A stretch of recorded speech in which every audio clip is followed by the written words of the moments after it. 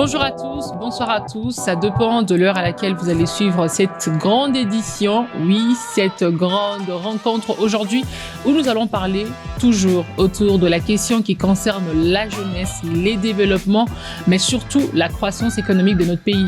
Et aujourd'hui, nous avons l'honneur d'avoir pour vous quelqu'un qu'on ne présente plus, oui, qui est souvent sur le backstage, mais qu'on va découvrir, avec qui on va discuter autour de cette question qui concerne le jeune.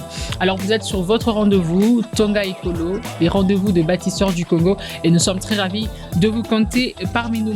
Et aujourd'hui, nous recevons pour vous le directeur général adjoint chargé de l'administration et des finances du Fonds national des réparations des victimes de violences sexuelles liées au conflit et des victimes des crimes contre la paix et la sécurité de l'humanité. Et j'ai l'honneur d'avoir pour vous aujourd'hui monsieur Kevin Ngunga Makedi, à qui je dis bonsoir et bienvenue. Bonsoir madame Kayembe. Comment vous allez monsieur Kevin? Très bien, Dieu fait grâce. Trop protocolaire ou décontracté? Ça va? Comme vous voulez, je suis chez vous. Alors monsieur Kevin, présentez-vous en quelques lignes, on voudra vraiment vous connaître, savoir qui vous êtes. Kevin Ngunga, vous avez déjà fait la présentation brève de ma fonction, directeur général adjoint chargé de l'administration et des finances du FONAREV, pour faire court, marié, père de 4 enfants, chrétien et jeune, voilà. Alors dites-nous en quelques mots, c'est quoi le FONAREV et quelles sont les différentes missions? Alors le FONAREV, c'est un établissement public qui a été créé depuis 2022 et qui a été rendu opérationnel en 2023. Pour parler des missions du FONAREV, c'est toujours intéressant de brosser un peu le contexte dans lequel il a été créé. Ce qu'il faut savoir, vous le connaissez, c'est un secret de polichinelle, notre pays est en proie à des conflits incessants depuis plus de 30 ans. Et il est de la responsabilité de l'État de pouvoir sécuriser et de relever la population ou les populations qui ont été touchées par ces conflits-là. Donc c'est la raison pour laquelle en 2022, il y a une loi qui a été promulguée par le chef de l'État, pour faire court, parce que je veux pas revenir sur tout le parcours. Une loi qui a été promulguée par le chef de l'État, Félix-Antoine Tshisekedi, pour mettre en place, instituer un fonds national de réparation au profit de ces victimes. C'est pour ça qu'on parle des victimes des violences sexuelles liées au conflit et les victimes des crimes contre la paix et la sécurité de l'humanité. Et à ce fonds, on a attribué 3 grandes missions. Donc, l'identification de ces victimes, la réparation de ces victimes et l'aide à l'accès à la justice au profit de ces victimes. Donc, voilà les 3 grandes missions qui sont dévolues au FONAREV. Et nous avons aussi remarqué que parmi, c'est vrai, ça c'est pas une mission, mais parmi les activités qu'organise le FONAREV, il y a aussi cette commémoration qui est nôtre. On commémore les Génocost. Et on a même vu, vous avez une place dénommée place Génocost où exactement, il y a un mémorial du Génocost qui a été érigé l'année dernière. Et donc, quel message vous souhaitez transmettre aux jeunes concernant les Génocost et comment vous voulez que le jeune justement participe à cela? Alors, ce qu'il faut savoir, c'est qu'effectivement, ça fait partie des missions dévolues au FONAREV, parce que comment je peux dire, la commémoration de ce qui s'est passé, c'est une forme de réparation. Ça rentre dans les cadres des mesures de satisfaction, parce que on ne peut pas apporter une réparation sans qu'on ait reconnu ce qui s'est passé. Et sans qu'on ait, lorsqu'il y a eu des torts qui ont été causés, présenter des excuses. Et l'objectif de la commémoration du Génocost, c'est déjà d'honorer la mémoire des personnes qui sont disparues. L'objectif également est de reconnaître leurs souffrances et effectivement de s'engager à ce que ces mêmes affres ne se répètent plus. C'est la raison pour laquelle nous disons ne jamais oublier, ne jamais répéter et commencer effectivement à guérir. Ouais. Donc c'est ça.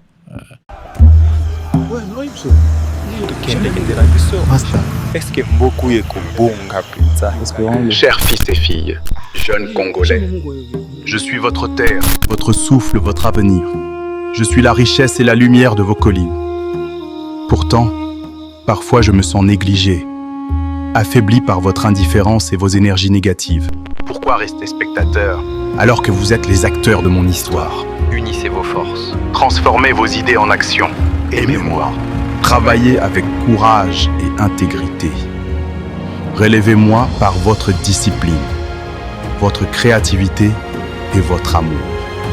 Faites de moi une nation dont vous serez fiers, vous, et vos enfants.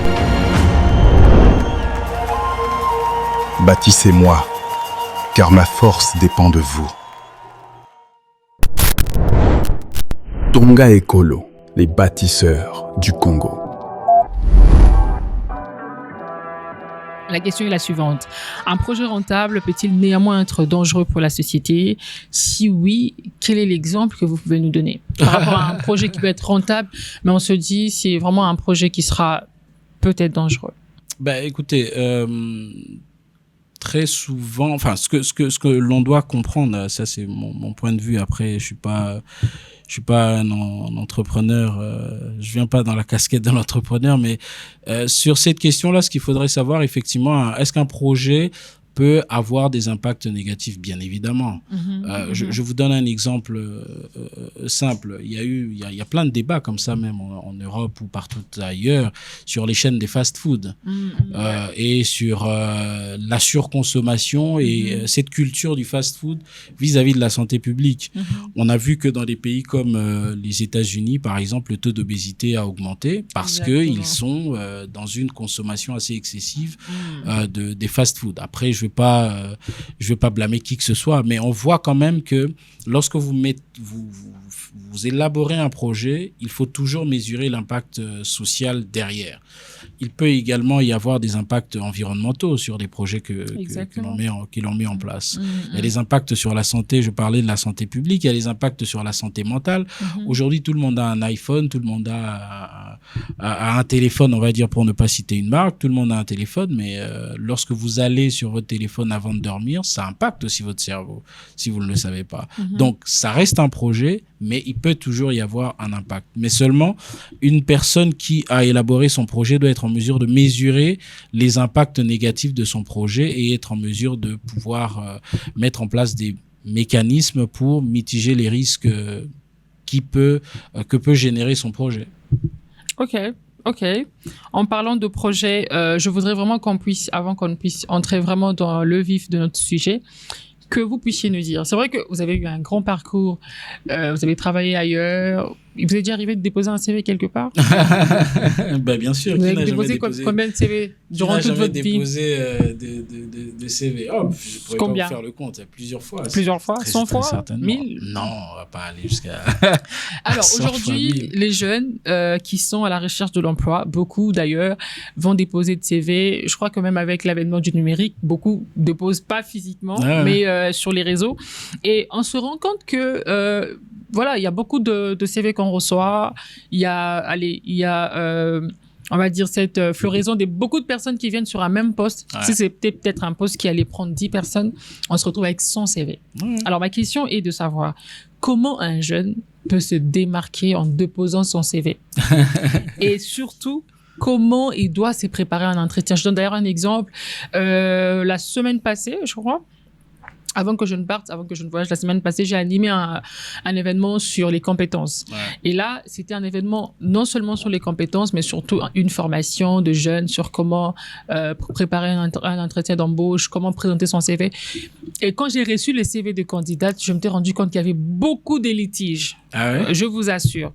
Mais vous dites-nous par rapport à votre expérience, quel est cet élément qui peut être un élément, on va dire, un secret pour qu'un jeune, en déposant son CV, qu'il puisse se démarquer et comment il doit justement bien se préparer pour un entretien. Après, en ce qui concerne les CV, il y a plusieurs courants, je dirais pas ça, mais moi, j'ai travaillé dans un univers où on est assez succinct dans la présentation d'un CV. Et je sais que mon expérience à Kinshasa m'a fait voir autre chose, parce que quand je lis des CV, je vois 3-4 pages sur un CV, moi ça me fait mal à la tête. Parce que, alors, quand vous déposez un CV, mettez-vous à la place de la personne qui va vous recruter. Dans la question que vous avez posée, vous vous êtes dit, moi j'ai un poste, je recrute un juriste par exemple, ou un responsable commercial, enfin peu importe. Et je sais qu'on est dans un pays où le taux de chômage est très élevé. Donc le besoin d'emploi est très élevé. Donc, quand je mets un poste aujourd'hui, je publie une offre d'emploi aujourd'hui, je sais que j'aurai 100 à 200 à 300 CV. Comment je fais pour trier? Si vous m'envoyez votre CV de 15 pages, est-ce que j'aurai le temps de lire 15 Mais c'est pas pour impressionner les recruteurs. Mais justement, c'est ça le problème, c'est que qu'est-ce qui parce que dans le CV, la première des choses, il faut regarder d'abord la forme. La présentation, Je c'est crois la que pour ça, forme. il faudrait regarder votre caméra parce que les jeunes doivent vraiment entendre ça. La première des choses, c'est d'abord la forme. Comment vous présentez votre CV. En fait, c'est votre image. Votre CV, c'est votre image. Exact. C'est qui vous êtes. Donc, parfois, on envoie un CV sans photo. Bon, je ne sais pas qui vous êtes. Alors que d'autres ont envoyé leurs photos, peut-être avec des beaux visages. Enfin, c'est pas l'objectif, mais ça compte. La façon dont vous vous présentez, comment vous décrivez votre parcours, ça, c'est aussi important. Donc là, on rentre dans le fond. Et puis, la troisième chose, c'est la cohérence entre le poste que vous cherchez et votre profil. Pourquoi je vous choisirais vous et pas quelqu'un d'autre? Ah oui. C'est ça la grande question, en fait. La magie, peut-être pas, mais le secret se trouve à ce niveau-là. Bien présenter son CV. Aujourd'hui, on a quand même des applications comme Canva qui vous aident à bien designer son CV. Trouver un bon design pour le CV, une belle photo, une belle présentation, un titre, surtout, qui vous êtes. Ça peut être responsable commercial. Vous avez un parcours peut-être de 10-20 ans, mais quel est l'élément qui vous caractérise le plus? Donc, ça peut être responsable commercial, responsable juridique. Donc, comment je vois dans le CV responsable juridique et je cherche un responsable juridique, ça attire mon attention. Vous n'êtes pas obligé de mettre tout. Mettez dans votre CV ce qui correspond au poste que vous avez sollicité. Je me permets de vous interrompre. Ouais. Aujourd'hui, c'est vrai, on peut mettre le profil qui va avec ce qu'on a demandé, les compétences qui vont avec ce qu'on a demandé. Mais qu'est-ce que vous pensez de ces jeunes qui mentent dans leur CV? Qui mentent? Oui. Ah, vous avez jamais vu ça? Quelqu'un qui parle pas anglais, il écrit, il parle bien anglais. Mais justement, la finalité, c'est quoi? C'est que, OK, vous avez menti dans votre CV, mais on vous passera en entretien. Et comment se préparer justement pour avoir un entretien? On vous passera en entretien. Et dans l'entretien, c'est pareil. C'est que la première des choses, c'est la présentation, votre présentation. Là, vous avez envoyé votre CV, c'est bien. Mais vous venez en entreprise, essayez de connaître déjà, donc c'est votre présentation, qui vous êtes. Mais pour mieux vous présenter, il faut connaître la culture de cette entreprise-là. Quand vous venez dans une entreprise et que dans leur culture, c'est costume, cravate, vous venez avec un jogging, on ne vous prend pas au sérieux. Exactement. Donc, il faut connaître la culture de l'entreprise. Donc, ça suppose qu'il faut connaître l'entreprise. Je me suis retrouvé avec pas forcément des jeunes, des candidats qui sont venus en entretien. Je leur ai posé juste la question, alors, est-ce que vous connaissez le Fonarev? Ah oui, le Fonarev, c'est le fonds. Le fonds de quoi encore déjà? Ça ne me donne pas envie de travailler avec vous. Parce que vous n'êtes pas là pour une bonne raison pour vous, certainement, mais vous n'êtes pas là parce que moi, j'ai besoin de vous. Il faut toujours se mettre à la place du recruteur. Pourquoi il recherche cette compétence-là? Et qu'est-ce que moi, je peux lui apporter? Donc, quand vous allez en entretien, préparez-vous. Je pense que Monsieur Kevin, pour le reste de ce que vous allez dire, vous serez notre coach pour les shows parce que c'est très intéressant ce que vous avez dit et je pense d'ailleurs que les jeunes vont vraiment bénéficier de votre expérience. On reste toujours dans la même rubrique du CV, de la présentation. Aujourd'hui, je pense que vous connaissez les mythes qu'on entend un peu plus partout que pour les personnes qui se réveillent tôt. C'est-à-dire l'avenir appartient à ceux qui se réveillent tôt. Ouais. À Kinshasa, on dit l'avenir appartient à ceux qui ont des relations parce que ceux qui se réveillent tôt, ce sont ceux qui vont pour éviter les embouteillages. Et ça m'amène à poser cette question, Monsieur Kevin. Aujourd'hui, les gens disent que pour être recruté dans un poste, il faudra avoir des relations et que le CV ne compte pas et que même les diplômes ne disent plus rien. Est-ce un mythe ou une réalité? Alors, poser de cette façon-là, est-ce que les CV comptent? Oui, parce qu'on aura toujours besoin du CV. Est-ce que les diplômes comptent? Oui, on en aura toujours besoin. Bon, dans le contexte où tu peux... parce que... Allez, on va être réaliste. Je suis d'accord. Je suis d'accord que les relations ou le réseautage, et ça, c'est pas le fait de Kinshasa ou de la RDC, c'est partout dans le monde. Et même dans les milieux assez prisés, c'est toujours comme ça. Même dans les milieux assez fermés, c'est comme ça. Même dans les milieux intellectuels, c'est comme ça. Le réseautage est quelque chose de souhaiter aussi. Il faut pas non plus le souiller. Mais ce que j'essaye de dire, c'est quoi? C'est que alors, je suis DGA au Fonarev. Je connais beaucoup de gens. que ça soit de ma famille, que ça soit de mes amis, que ça soit des connaissances et peu importe. Mais je reçois forcément des gens qui m'appellent en me disant mais j'ai mon cousin, j'ai ma nièce, j'ai telle personne, mais je dois aussi faire le tri parmi les personnes qu'on me recommande. Et comment je fais le tri? Envoyer un bon CV. Ben voilà. Mais Parce après, que si en fait le problème c'est pas seulement la recommandation, mais vous-même qu'est-ce que vous allez apporter? Est-ce que vous pouvez être dans un travail mais que vous n'aimez pas du tout? Ah oui, Est-ce que c'est ça intéressant? c'est clair. Hein. Imaginons que, allez, on vous nomme chef comptable, vous n'avez jamais fait de la comptabilité. Juste parce que vous êtes le cousin de tel. Ok, d'accord, ben écoutez, on a une présentation à faire, montrez-nous les chiffres, faites-nous la présentation des chiffres, vous ne connaissez absolument rien. Vous imaginez un peu ce que ça vous fait, vous.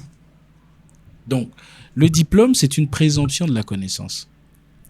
C'est ça déjà le diplôme. Le rôle d'un diplôme, c'est ça. C'est une présomption de la connaissance. Au travers du diplôme, on présume que cette personne a étudié, à Tanga, comme on dit ici.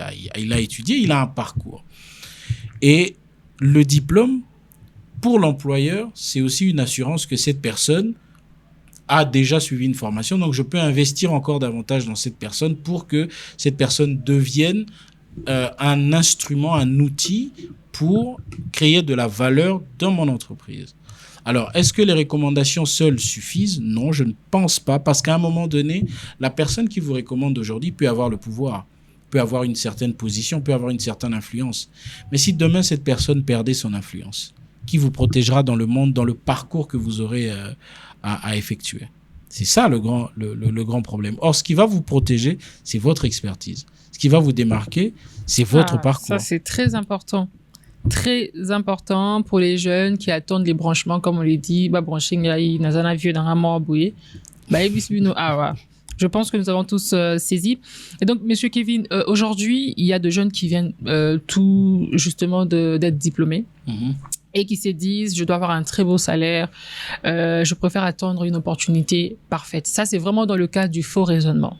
Je sais pas, votre premier salaire était de combien quand vous étiez vraiment jeune? Ah, attendez, je sais même plus. 100 euros?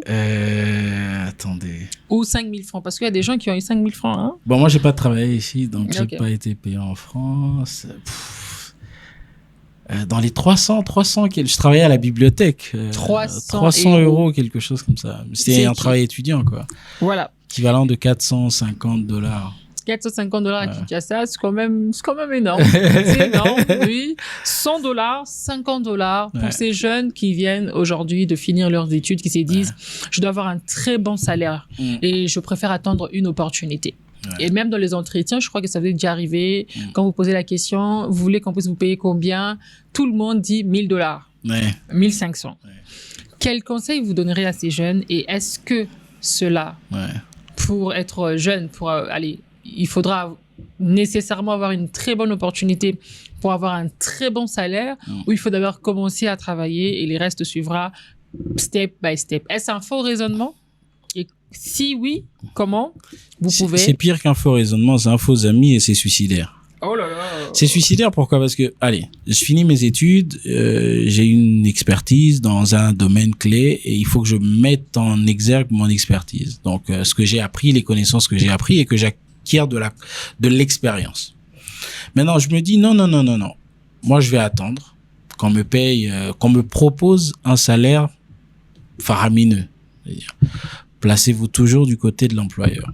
Pourquoi je vous payerai, vous, $2,000. Vous m'apporterez quoi? Je crois que beaucoup de gens n'ont pas la réponse à Mais cette c'est question. ça, en fait. C'est pourquoi moi, je vais prendre $2,000 et je vais investir en vous. Vous êtes resté pendant 2 ans à la maison sans travailler après vos études. Vous voyez, la grande difficulté, c'est ça. C'est que le salaire, le gros salaire ou le salaire, c'est la contrepartie que l'employeur va verser à une personne qui a une certaine expertise, un savoir-faire et le temps qu'il va mettre dans le travail qu'il va accomplir. Donc, quand on dit c'est la contrepartie d'un travail, oui, mais c'est la contrepartie de l'expertise que tu mets au service de l'employeur. Et cette expertise-là doit aller grandissante, si je dois dire ça comme ça. C'est pour ça que vous verrez dans un offre d'emploi, on va vous dire expérience recherchée de 5 ans. de 10 ans. Mais aussi ça, monsieur Kevin, pourquoi on exige on va dire de nombreuses années d'expérience alors que les jeunes viennent de commencer et se disent ok, je peux apprendre. Pourquoi 10 ans d'expérience? Mais je le redis encore. Il faut toujours se placer du côté de l'employeur. Okay. C'est que moi, je parle pas du Fonaref. Parlons de vous. Vous avez votre business. Vous avez ouvert, je sais pas, qu'est-ce que vous voulez ouvrir comme, allez, vous êtes journaliste, vous avez votre chaîne de télé, vous avez besoin d'un présentateur télé qui parle très bien français et qui sait animer un débat. Est-ce que vous allez prendre un jeune qui vient à peine de sortir alors que votre émission, vous avez besoin que ça soit une émission à grande écoute? Vous avez besoin de quelqu'un qui a une certaine expérience, qui a une façon de faire, qui a un savoir-faire, je vais dire. Donc, pour présumer de la capacité et de la compétence de cette personne, vous allez regarder son parcours, son expérience. Et ça ne veut pas dire que pendant son parcours, du début de son parcours, il était brillant. Non, pas forcément. Il a certainement commencé petit à petit, il a gravi les échelons et j'en passe. Et puis, tous les postes ne se valent pas. Vous voyez ce que je veux dire? C'est que ne recherchez pas un poste... Allez, j'ai besoin d'avoir $10,000. Mais le poste de $10,000 a des conditions pour arriver à $10,000. Ah oui. Et il faut remplir ces conditions-là de $10,000. Mais vous venez de sortir de l'université, certainement, à moins que vous ayez une expertise exceptionnelle, unique, qui est fortement recherchée par l'employeur. Là, vous pouvez faire valoir vos diplômes. J'ai un Master 2, j'ai ceci, j'ai un MBA et j'ai cela. Et l'expérience, elle est importante. L'expérience est aussi un élément important. C'est pour ça que, pour répondre à la question que vous aviez posée, le jeune qui attend d'avoir un gros salaire, mais il ne l'aura jamais, à moins qu'il le crée lui-même. Ah oui, à moins qu'il devienne sorcier. À moins qu'il devienne, je ne sais quoi. Donc, il doit commencer petit quelque part et commencer à monter petit à petit. Il faut commencer petit, apprendre, c'est très important. Et aussi, la Bible dit, tout ce que ta main trouve à faire, fais-le. N'attendez pas à avoir $10,000 d'abord. Commencez petit à petit, c'est comme ça que vous allez bâtir votre carrière et un jour devenir comme Monsieur Kevin, pourquoi pas? Parce qu'il faudra commencer petit. Et donc, Monsieur Kevin, vous savez que Tonga Ekolo, c'est pour les jeunes qui veulent bâtir les Congos. Pas seulement les jeunes qui habitent Kinshasa, pas seulement les jeunes qui habitent le 26 provinces, mais tous les jeunes. Vous êtes de la diaspora, n'est-ce pas? Vous êtes de la diaspora. Et aujourd'hui, beaucoup de personnes de la diaspora, malheureusement, ils se font des idées, se disent, vous savez déjà que c'est compliqué d'avoir un visa. Quand quelqu'un a un visa, même s'il faut aller au Kenya là-bas, à Bwakingunda, pour rentrer au pays, pour construire, se dit, je vais rentrer, pourquoi? Pourquoi je vais rentrer? Qu'est-ce qu'il y a de bon là-bas? Pourquoi rentrer au pays? Pour moi, ça ne me sert à rien du tout. Vous êtes de la diaspora. Vous évoluez au Congo. Vous contribuez d'une façon ou d'une autre à construire les pays. Quel est le message ou les conseils que vous donnez à tous vos frères qui veulent pas rentrer? Bon, après, c'est une question très difficile et très délicate aussi parce que ça dépend du parcours des uns et des autres, de la philosophie des uns et des autres. Mais moi, je suis partisan de ceux qui partent pour revenir construire chez eux. C'est comme ça que je vois les choses parce que aujourd'hui on le voit d'ailleurs, les pays comme la France, les États-Unis ailleurs sont des pays où on voit une montée de ce qu'on appelle le nationalisme avec les extrêmes droites qui petit à petit commencent à distiller des messages de haine vis-à-vis des étrangers qui vivent dans leur pays.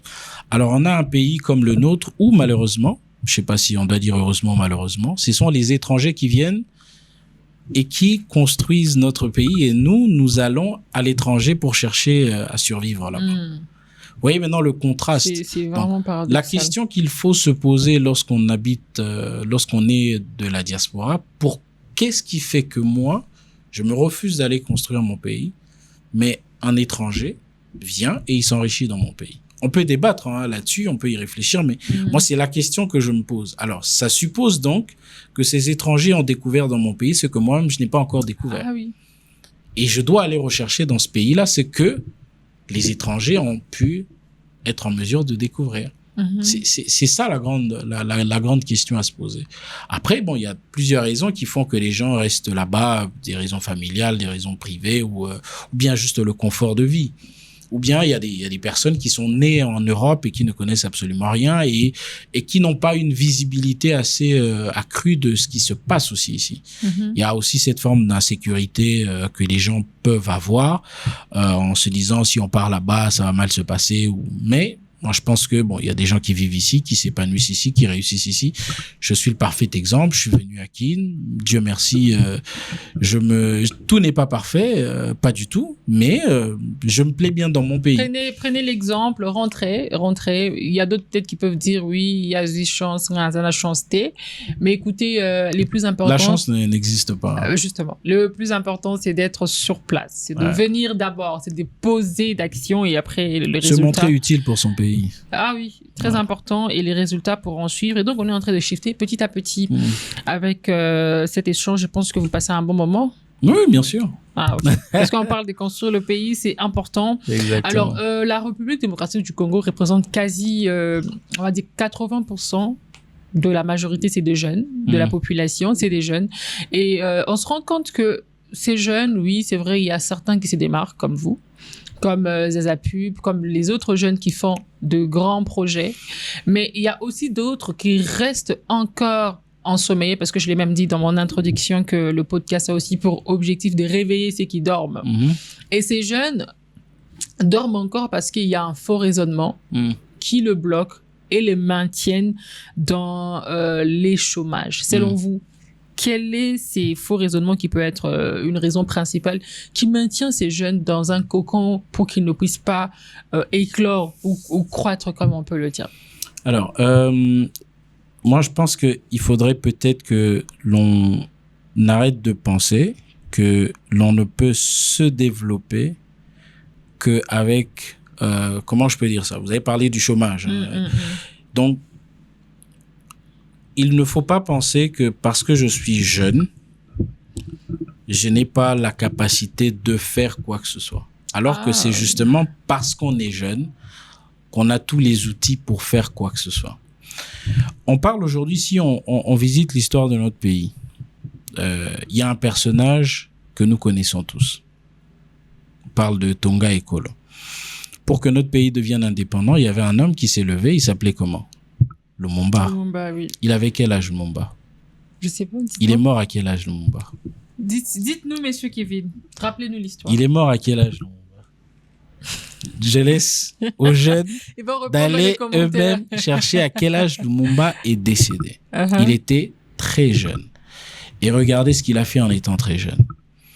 Si on va ailleurs, partout ailleurs dans le monde, prenons Malcolm X, que les gens connaissent. Il est mort à quel âge, Malcolm X? Il faut répondre dans les commentaires à toutes les questions qu'on pose. Prenons Martin Luther King. Il est mort à quel âge? Je parle de mort. Je parle de à quel âge ils sont morts. Or, ils sont morts alors qu'ils avaient fait des grandes choses qui ont marqué l'histoire. À cet âge-là, ils ont fait des choses exceptionnelles. Et quand vous regardez la Bible, Jésus, que tous les Congolais aiment, est mort à quel âge? 33 ans. Voilà. Donc, en fait, c'est un message que j'essaye de passer à la jeunesse. Et à cet âge-là, à cette période ici, que l'on doit faire des choses. Il y a une période où l'on doit apprendre. Il y a une période où on doit mettre en pratique ce qu'on a appris. Il y a une autre période où on doit consolider ce qu'on a appris. Et il y a une autre période où on doit transmettre ce qu'on a appris. Seulement, certains jeunes qui sont encore dans la phase d'apprentissage veulent faire, veulent accomplir, veulent se réaliser. C'est très bien, mais tu es encore en phase d'apprentissage. Il y a certains jeunes qui sont encore en phase de consolidation, mais ils veulent transmettre. Ah oui. Vous voyez ce que je veux dire? Oui, je comprends. Donc, chacun doit connaître sa position et avoir une posture qui lui permette d'avancer en toute sérénité. Donc, moi, je pense que il ne faut pas baisser les bras. Si on est dans un pays où le taux de chômage est très élevé, mais tu peux toi-même devenir un créateur d'emplois. Ah oui.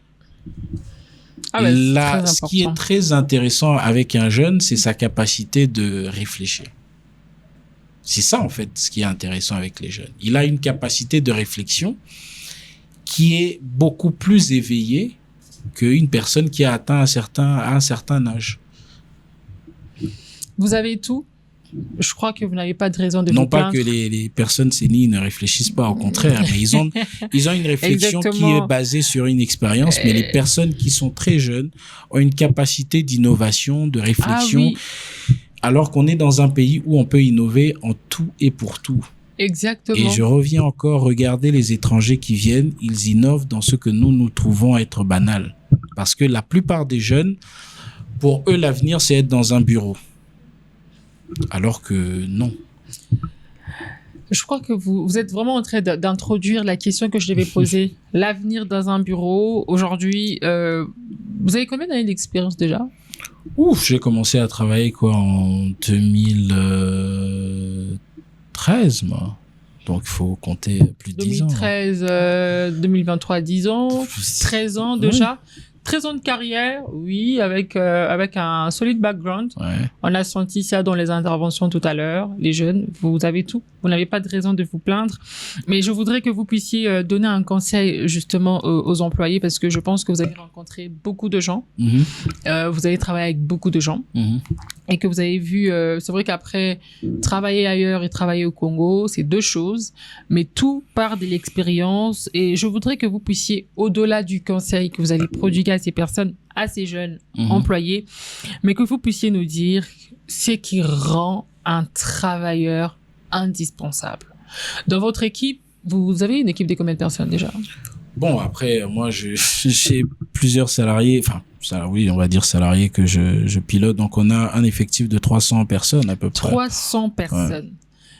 Ouais. Qu'est-ce qui peut, dans le 300, rendre un travailleur indispensable? Dans un sens où, quand il n'est pas là, vous vous dites, il n'est pas là, ça ne va pas aller. Moi, je pense que déjà, la première des choses qu'il faut que les gens notent lorsque vous travaillez quelque part, vous êtes employé quelque part, donc vous avez un contrat quelque part, il ne faut pas chercher à être important. Il faut chercher à être utile. Oh. Il y a une grande différence entre être important et être utile. Ok. Voilà. Il faut chercher à être utile. Et c'est ça. C'est-à-dire que quand votre chef ou votre supérieur hiérarchique se lève le matin, et qu'il y a un problème, c'est à vous qu'il pense. Vous devez... Je disais ça à un ami. Parfois, il faut quitter le stade où on est ordinaire, où on devient extraordinaire. Ça paraît un peu alambiqué ce que j'essaye de dire, mais c'est pour vous dire que moi, en tant que supérieur hiérarchique, lorsque j'ai un problème qui se présente à moi, j'ai des gens à qui je dois penser. C'est-à-dire, tel directeur des finances doit faire ça, ça c'est le directeur de l'administration, ça c'est le directeur des ressources humaines, ça c'est tel. Maintenant, quand je pense à telle personne qui doit faire ça, je dois m'assurer que cette personne sera en mesure de le faire. Et cette personne doit être en mesure de se dire qu'à chaque fois qu'on me sollicitera, je dois être en mesure d'apporter ce que l'on me demande de faire.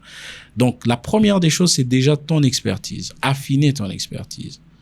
Être, comment on dit, à Lingala, il y a un terme qu'on utilise, okubane loko sala.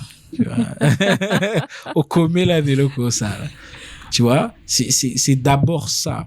C'est qu'on sait, tout le monde sait que ça, c'est lui qui peut le faire. Même si vous êtes 10, mais on sait que lui, il a cette particularité-là. Et c'est ça qui te permet d'être, je ne vais pas dire différent des autres, mais d'être singulier, en fait. Cette expertise-là que les autres n'ont pas. La capacité à se renouveler, à remettre en question ses méthodes parfois, à voir aussi ailleurs. Qu'est-ce qui se passe ailleurs? Très souvent, on dort sur ses lauriers quand on a des méthodes de travail qu'on a développées. On se repose sur ça. Alors que le monde va très vite. L'année dernière, on avait, ou cette année, je crois, l'année dernière, on avait l'iPhone 17 Pro Max. Cette année, en septembre, on aura l'iPhone 18. Ah, déjà? Ah bah oui, certainement. Donc, on aura l'iPhone 18. L'année prochaine, certainement 19. Donc, on voit qu'en 2-3 ans, la technologie peut avancer très rapidement. Alors, si nous, en tant qu'êtres humains, nous voyons ces choses, nous devons évoluer aussi. Parce que bientôt, c'est l'ère de... Pas bientôt, on est déjà en plein ère de l'IA aussi. Exactement. Donc, ça veut dire que beaucoup d'emplois vont être supprimés. Ah oui. Donc, comment être compétitif face à l'IA? Je crois que ça peut être un thème aussi qui peut être développé dans un prochain podcast avec vous. Comment être compétitif face à l'IA et comment l'utiliser, parce qu'après on ne comprend pas exactement l'utilisation. Et donc nous sommes en train de chuter. Je vais vous poser 2 ou 3 questions pour clôturer avec cette grande partie du before de Tonga Ecolo. Vous êtes Man of God? Bon, ça veut dire quoi, Man of God? Man of God, ça veut dire Man of God. Quoi, homme de Dieu? Vous êtes Man of God de Kinshasa ou Man of God de Man of God? Tout le monde Parce est qu'aujourd'hui, nous avons de de Man of God à Kinshasa, beaucoup de Man of God. Et je crois que, comme moi, vous avez remarqué qu'à Kin, nous avons beaucoup d'églises. Ouais. J'ai même suivi une blague où quelqu'un disait que nous sommes un pays qui produit que de pasteurs.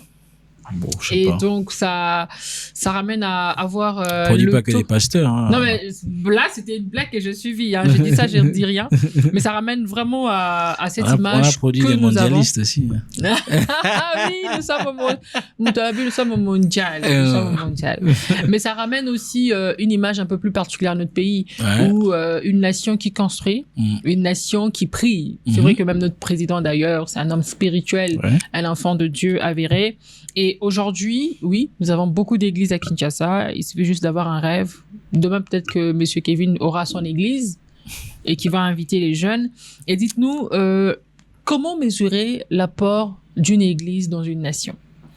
Exactement. Est-ce que c'est vraiment un apport qui est uniquement spirituel, ou l'église peut aussi contribuer à bâtir une nation, ou l'église peut aussi ramener un truc de plus à ses fidèles?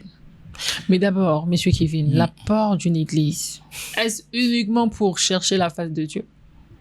Ou bien l'église peut encore faire mieux? Ah là là, quelle question. Alors, comment mesurer l'apport de l'église dans une nation? Je vais y répondre très simplement, c'est la qualité des cœurs des fidèles. Amen. C'est tout simplement ça.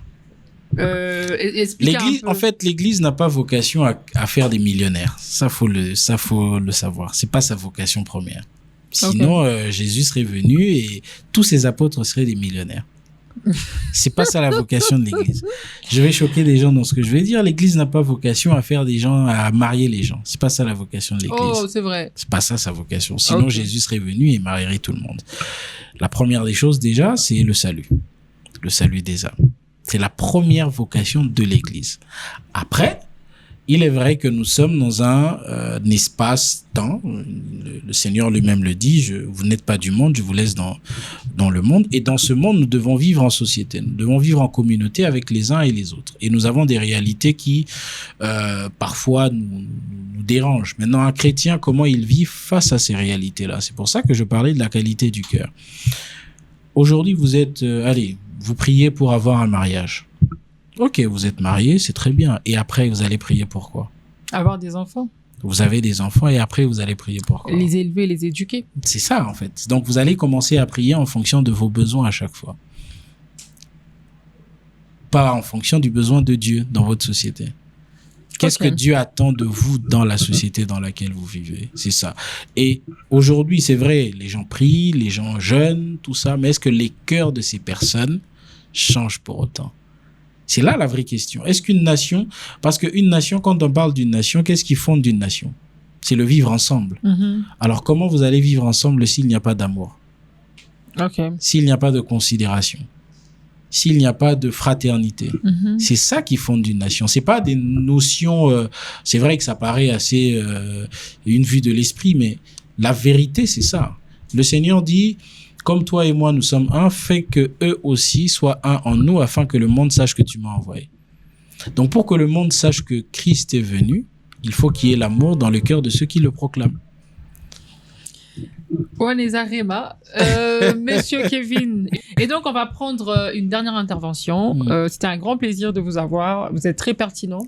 Merci. Un directeur général adjoint en charge de l'administration et des finances, une pertinence d'un communicateur. Très important. On va prendre une dernière intervention. Et cette intervention entre dans le cadre de notre rubrique Face à la caméra. Donc, vous allez vraiment vous diriger là, vous allez regarder la caméra et vous allez donner un conseil à un jeune qui a un rêve, une ambition de bâtir la RDC, mais qui hésite encore? Si vous avez ces jeunes en face de vous, qu'est-ce que vous lui direz face à la caméra, Monsieur Kevin? Moi, ce que je dirais à un jeune aujourd'hui, c'est que la jeunesse est un atout majeur que tu as aujourd'hui, un atout pour apprendre, un atout pour tenter de comprendre, un atout pour découvrir et un atout pour te déployer. Parce qu'arrivera un moment où peut-être le temps que tu as aujourd'hui, tu ne l'auras plus.